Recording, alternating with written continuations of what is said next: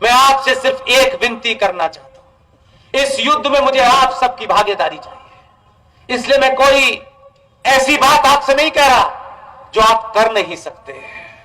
यह वो समय है कि इस हवन में अपनी भूमिका तय करिए।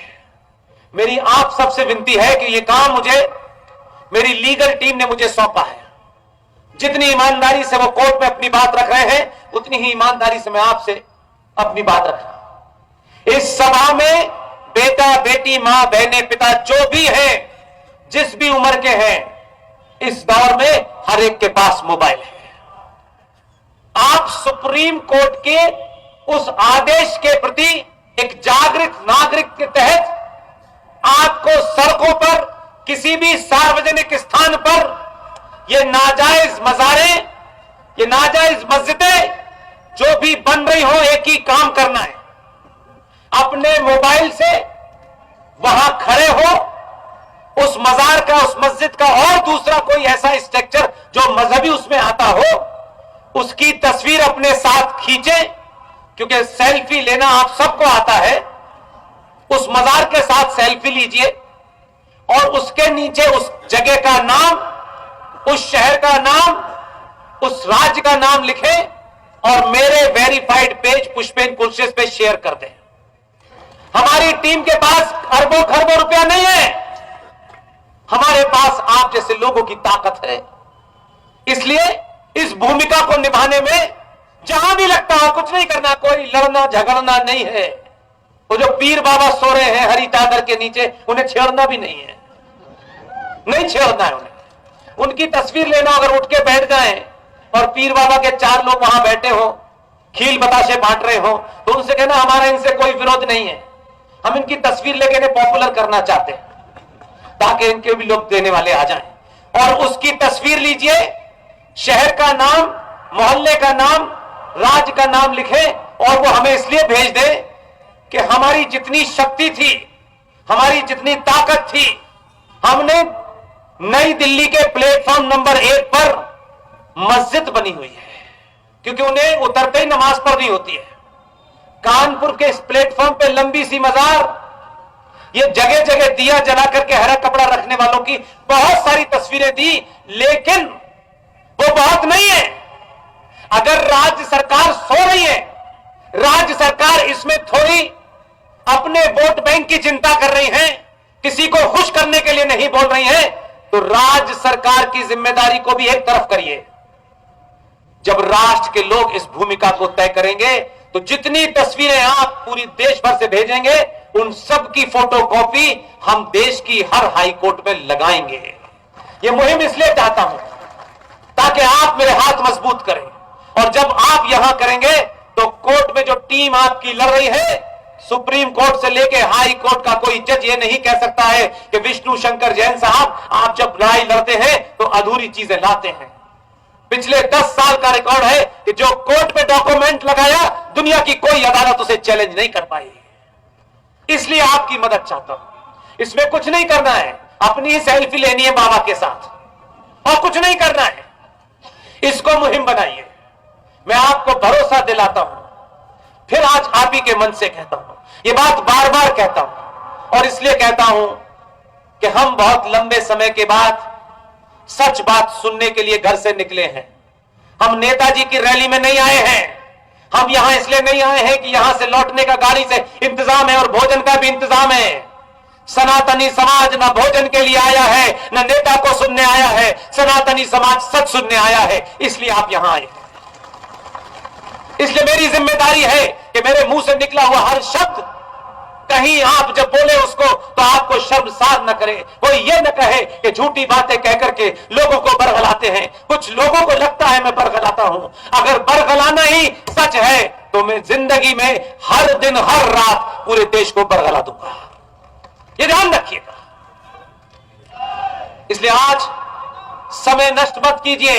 एक एक दिन और एक एक क्षण भारत राष्ट्र के लिए बहुत महत्वपूर्ण है।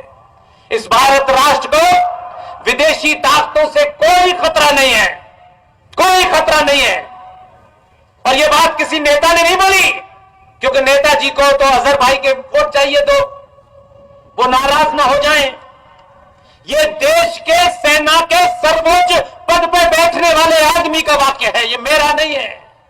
जो सेना पॉलिटिक्स की बात नहीं कर सकती, राजनीतिक दल की बात नहीं कर सकती, उस आदमी को सोचिए कि कितना करेजियस काम उसने किया। वो अब हमारे बीच में नहीं है। एक जहाज की दुर्घटना में उनका देहांत हो गया, लेकिन हम अपने बीच बहादुरों का नाम नहीं लेते। इसलिए उनके बचे हुए परिवार के लोग भी ये सोचते हैं कि जिनके पूर्वज ने इतना बड़ा काम किया, आज की जनरेशन उनका नाम तक नहीं जानती। इसलिए लोग सावरकर नहीं बनना चाहते, शिवाजी नहीं बनना चाहते, इसलिए कि उनको लगता है कि उनके वंशजों को क्या मिला, सावरकर के वंशजों को क्या मिला, सुभाष के वंशजों को क्या मिला। यह सवाल बड़ा स्वाभाविक है। इसलिए मैं कम से कम आपसे एक बात की अपेक्षा करता हूं, हमारे बीच में से जो भी जिसने बहादुरी का काम किया है, हम उसे नौकरी नहीं दे सकते कि हम सत्ता में नहीं है, हम उसे कोई पुरस्कार नहीं दे सकते, लेकिन हम उनके वारिसों, उनके बच्चों के सामने कोई चौराया ऐसा नहीं छोड़ेंगे जहां उनकी चर्चा ना हो।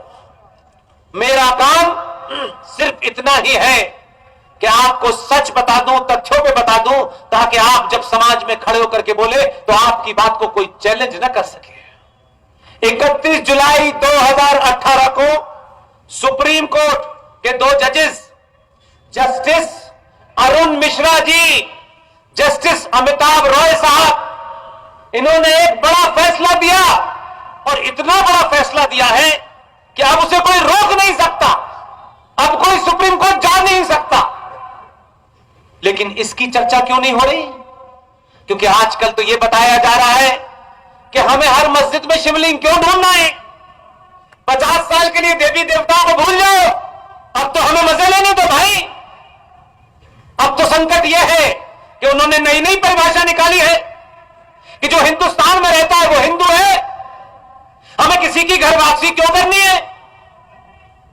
ये सवाल जरा उनसे भी पूछिए कि भाई कभी इन मुद्दों की तरफ भी बता देते, कभी निकिता पे भी मुंह खोल लेते, कभी नुपुर शर्मा पे भी मुंह खोल लेते, कभी उस गरीब कमलेश तिवारी की हत्या जो 2 जिहादियों ने लखनऊ की सड़कों पे की, उस कमलेश तिवारी की मां लखनऊ की सड़कों के ऊपर अपना सर पीट रही थी, उस वक्त कोई हिंदूवादी गया उसके पास? कहां चले गए थे ये सुबह से लेकर शाम तक हिंदुत्व ज्ञान देने वाले लोग? तो इसलिए ऐसी बातों का जिक्र वो नहीं करेंगे। उनकी चिंता यह है कि समाज जागृत क्यों हो रहा है, क्योंकि आज हमारा स्वार्थ यह है कि यह जागृत ना हो और उतना ही जागृत हो जितना हम चाहें। यह नहीं हो सकता।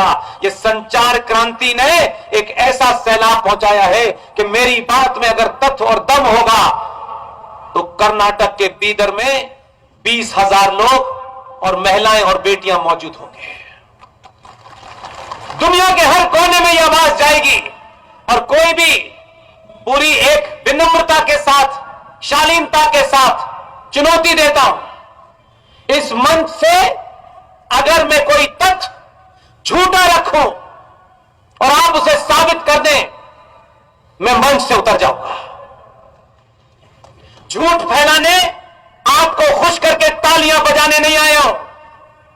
मेरी बात पूरे तौर से फैक्ट के ऊपर, तथ्यों के ऊपर मौजूद होती है। उसका रेफरेंस डेट, टाइम सब बताता हूं। सिर्फ हवा में नहीं कह देता हूं कि 40,000 साल पुराना डीएनए है, यह नहीं कहता मैं। यह आधुनिक दौर का सनातनी है, अगर झूठ बोलोगे तो चौराहे चौराहे पकड़ लेगा, ध्यान रखिएगा।